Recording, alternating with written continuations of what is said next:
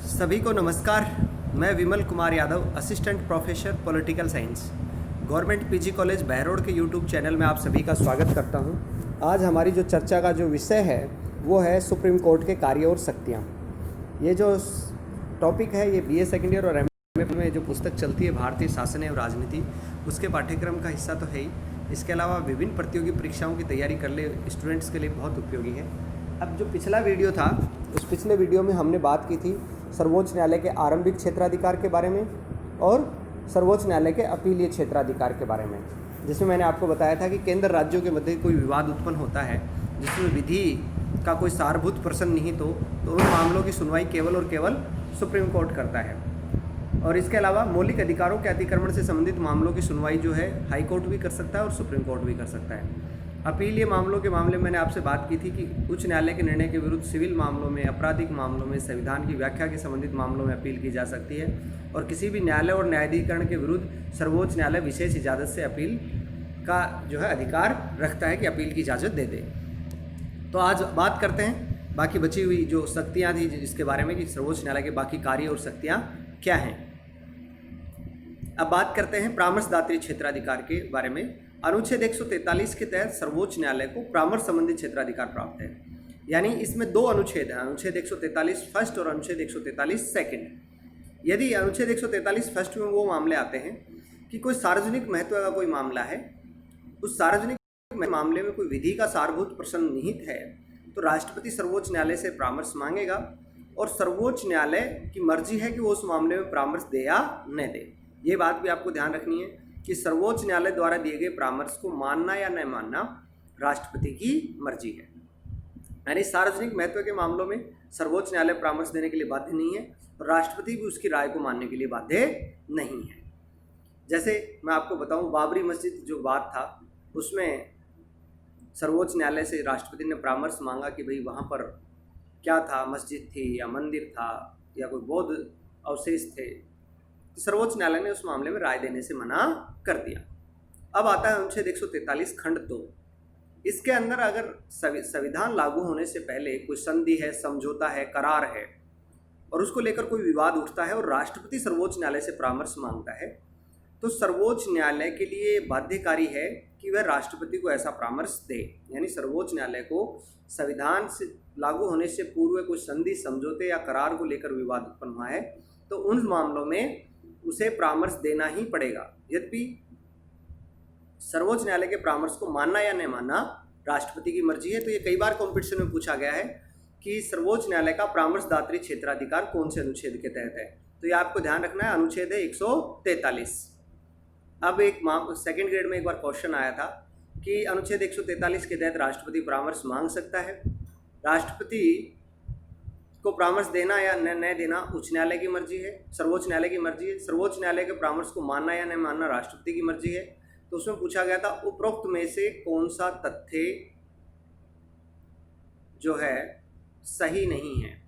तो मैं आपको बता दूं उपरोक्त तीनों ही तथ्य सही हैं, लेकिन अगर संविधान की व्याख्या से संविधान लागू होने से पूर्व किए गए कोई संधि या समझौते का वाद है तो सर्वोच्च न्यायालय परामर्श देने के लिए बाध्य है। लेकिन सार्वजनिक महत्व के मामलों में सर्वोच्च न्यायालय राष्ट्रपति को परामर्श देने के लिए बाध्य नहीं है।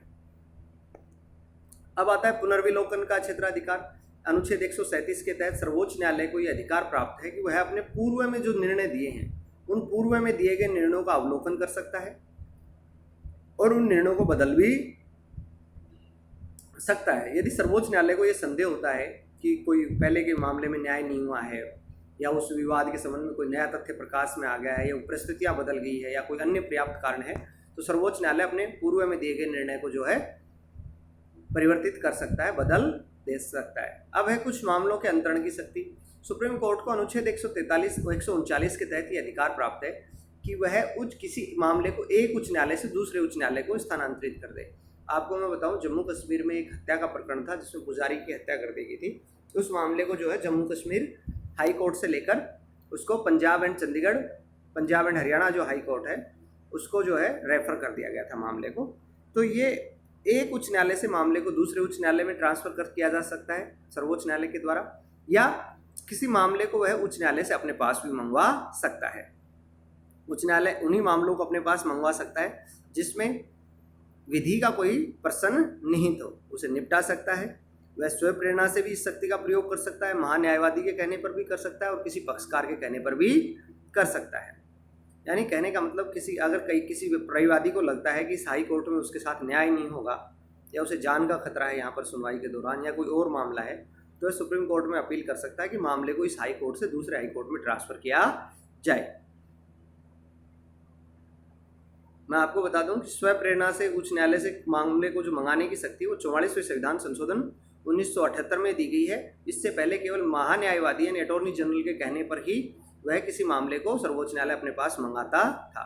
आबदकारी विधियां, ये चीज़ आपको ध्यान रखनी है। अनुच्छेद 141 के तहत सर्वोच्च न्यायालय ने जो फैसला दिया है वह उसमें विधि के समान बल होता है, कानून के समान बल होता है और वह सभी उच्च न्यायालयों पर आबदकारी होता है, यानी सभी पर लागू होता है। उच्च न्यायालय जो है वो इस बात का ध्यान रखेंगे कि सर्वोच्च न्यायालय ने क्या फैसला दिया है और उच्च न्यायालय सर्वोच्च न्यायालय के फैसले के विरुद्ध फैसला नहीं दे सकते हैं। तो ये चीज़ आपको ध्यान रखनी है कि सर्वोच्च न्यायालय के जो फैसले हैं वो देश के सभी उच्च न्यायालयों पर और अधीनस्थ न्यायालयों पर आबदकारी होते हैं। उच्च न्यायालय उच्चतम न्यायालय में भी एक चीज़ आपको ध्यान रखनी है कि कोई बड़ी पीठ ने कोई फैसला दिया है, ज़्यादा जजों की बेंच ने फैसला दिया है, तो छोटी जो बेंच है, छोटी जो पीठ है, उस पर वो आबदकारी होता है। तो कहने का मेरा मतलब ये है कि उच्चतम न्यायालय का फैसला सभी कोर्ट्स पे लागू होता है, सभी व्यक्तियों पर आबदकारी होता है।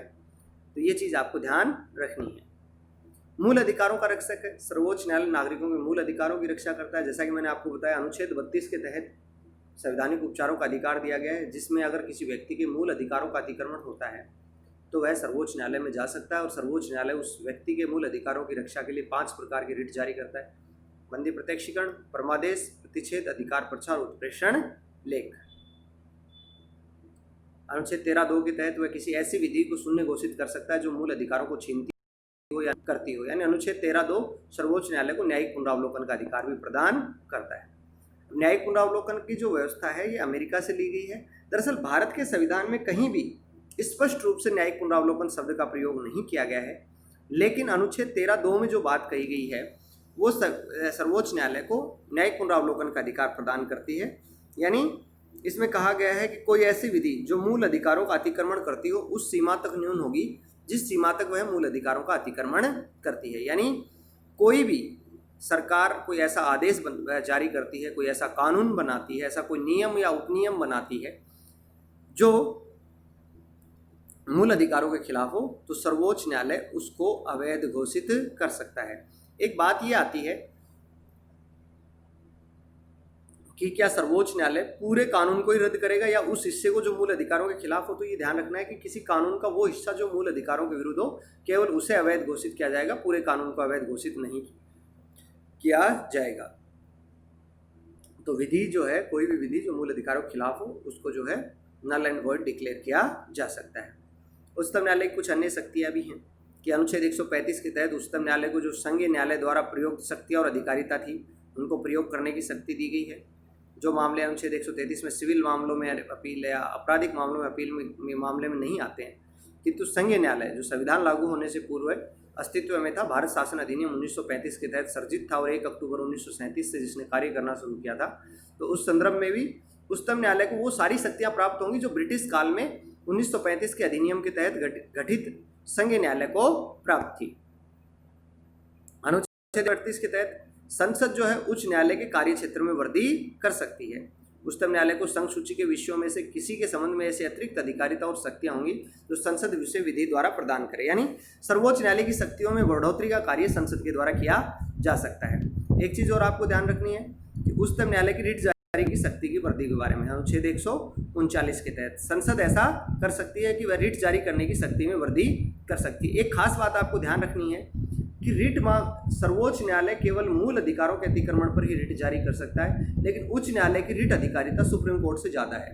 जबकि सुप्रीम कोर्ट बड़ा है, उच्च न्यायालय छोटा है, लेकिन रिट जारी करने की जो अधिकारिता है वह हाई कोर्ट की ज़्यादा है, क्योंकि हाई कोर्ट जो है केवल मूल अधिकारों के लिए नहीं बल्कि सामान्य विधि के अतिक्रमण पर भी रिट जारी कर सकता है। उच्चतम न्यायालय को अनुच्छेद 140 में आनुषंगिक शक्तियाँ दी गई हैं। संविधान द्वारा उसे प्रदत्त अधिकारिता को अधिक प्रभावी ढंग से वो प्रयोग कर सके, इसके लिए उसे वो शक्तियाँ दी गई हैं। किसी मामले में पूर्ण न्याय करने के लिए किसी वाद में कोई डिग्री और आदेश यह पारित कर सकता है अनुच्छेद 142 के तहत। वह किसी पूरे भारत में किसी व्यक्ति को हाजिर करने, किसी दस्तावेज को पेश करने या अवमानना के लिए दंडित करने का अधिकार रखता है। अनुच्छेद 144 के अनुसार भारत के राज्य क्षेत्र में सभी जितने भी सिविल और न्यायिक प्राधिकारी हैं वो उच्चतम न्यायालय के कार्यों में सहायता करेंगे। अनुच्छेद 145 उच्चतम न्यायालय को राष्ट्रपति के अनुमोदन से न्यायालय की पद्धति और प्रक्रिया को विनियमित करने के लिए नियम बनाने की शक्ति प्रदान करता है। यानी राष्ट्रपति की परमिशन लेकर उच्चतम न्यायालय अपनी कार्य प्रक्रिया को, अपनी पद्धति को निर्धारित करने के लिए नियम बना सकता है। इसके अलावा उच्चतम न्यायालय विधि व्यवसाय करने, अपीलों को सुनने, मूल अधिकारों को लागू करने, कार्रवाइयों का अंतरण करने, पुनर्विलोकन करने, न्यायालय के जो भी खर्चे और हैं और फीस है, जमानत मंजूर करने, किसी कार्रवाई को रोकने और कुछ मामलों में अपील के बारे में नियम बना सकता है। इसके अधीन बनाए गए नियमों द्वारा किसी पीठ में बैठने वाले न्यायाधीशों की न्यूनतम संख्या निर्धारित की जा सकती है। किसी मामले की सुनवाई कितने न्यायाधीश करेंगे इसकी नियम बना सकता है। एकल न्यायाधीशों और खंड न्यायालयों की शक्ति के बारे में भी उपबंध किया जा सकता है।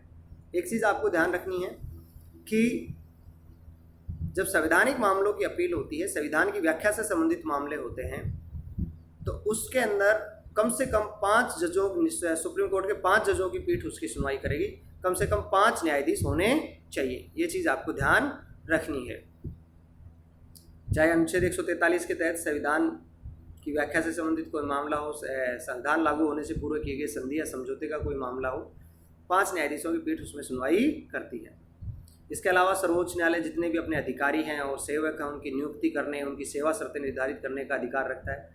लेकिन राष्ट्रपति नियम द्वारा ऐसे किसी पद पर किसी व्यक्ति की नियुक्ति संघ लोक सेवा आयोग के परामर्श से कराने का प्रबंध कर सकता है। यानी राष्ट्रपति ये कह सकता है कि आप यूपीएससी से पूछकर अपने अधिकारियों की नियुक्ति कीजिए। उच्चतम न्यायालय के अधिकारियों और सेवकों की नियुक्ति भारत के मुख्य न्यायाधीश या उसके द्वारा निर्दिष्ट किसी अन्य न्यायाधीश या अधिकारी द्वारा की जाती है और इन्हीं के द्वारा उनकी सेवा शर्तें निर्धारित की जाती है। उनके वेतन, भत्ते, पेंशन, छुट्टी आदि के नियमों का अनुमोदन राष्ट्रपति के द्वारा किया जाता है। उच्चतम न्यायालय के जितने भी खर्चे हैं वो भारत की संचित निधि पर भारित होते हैं और इस न्यायालय द्वारा जो दिया गया जो शुल्क और धनराशियाँ हैं वो संचित निधि में ही जमा होती हैं। एक चीज़ मैंने आपको बताई दी है कि संविधान की व्याख्या से संबंधित मामलों की सुनवाई करने के लिए कम से कम 5 न्यायाधीशों की पीठ होनी चाहिए। ये जो परामर्शदात्री क्षेत्राधिकार का जो मामला है ये कनाडा के संविधान से हमने लिया है। अमेरिका और ऑस्ट्रेलिया में ये परामर्शदात्री क्षेत्राधिकार वहाँ की कोर्ट को नहीं है। एक अभिलेख न्यायालय है, सर्वोच्च न्यायालय अभिलेख न्यायालय है। अभिलेख न्यायालय का मतलब क्या होता है कि सर्वोच्च न्यायालय जो भी फैसले देता है और जो कार्रवाइयाँ होती हैं वो लिखित रूप में रखी जाती हैं, उनका रिकॉर्ड रखा जाता है, अभिलेख रखा जाता है और उसके जो निर्णय हैं वो जो रिकॉर्ड है वो अधीनस्थ न्यायालयों के लिए एक प्रेसिडेंट का काम करता है, पूर्व निर्णय का काम करता है, यानी एक साक्षी का काम करता है, उस पर प्रश्न चिन्ह नहीं लगाया जा सकता। उच्च न्यायालय निर्णय देते वक्त ये ध्यान रखेंगे कि सर्वोच्च न्यायालय इस मामले में क्या फैसला दिया है। अगर कोई व्यक्ति सर्वोच्च न्यायालय की आलोचना करता है, न्यायाधीशों के आचरण पर चर्चा करता है, उनके बारे में गलत टिप्पणी करता है या गलत इरादे से उनके निर्णय के ऊपर टीका टिप्पणी करता है तो सर्वोच्च न्यायालय अवमानना के लिए दंडित कर सकता है। इस मामले में जो है कम से कम 6 माह का कारावास किया जा सकता है या 2000 रुपये का अर्थदंड किया जा सकता है या दोनों किए जा सकते हैं। अभी प्रशांत भूषण का मामला चर्चा में था जिसमें कंटेम्प्ट ऑफ कोर्ट जो है उसका दोषी उनको माना गया था और उनके ऊपर जो है प्रतीकात्मक 1 रुपये का दंड जो है वो लगाया गया था। तो ये बात हमने की सर्वोच्च न्यायालय के अधिकार और शक्तियों के बारे में। उम्मीद है ये वीडियो आपको पसंद आएगा। अगर पसंद आए तो लाइक करें, शेयर करें, सब्सक्राइब करें। कोई समस्या हो तो यूट्यूब के कमेंट बॉक्स में लिख सकते हैं, व्हाट्सअप नंबर पे भेज सकते हैं, कॉलेज के व्हाट्सएप ग्रुप में भी आप अपनी समस्या लिख सकते हैं। आप सभी का बहुत बहुत धन्यवाद, बहुत बहुत आभार।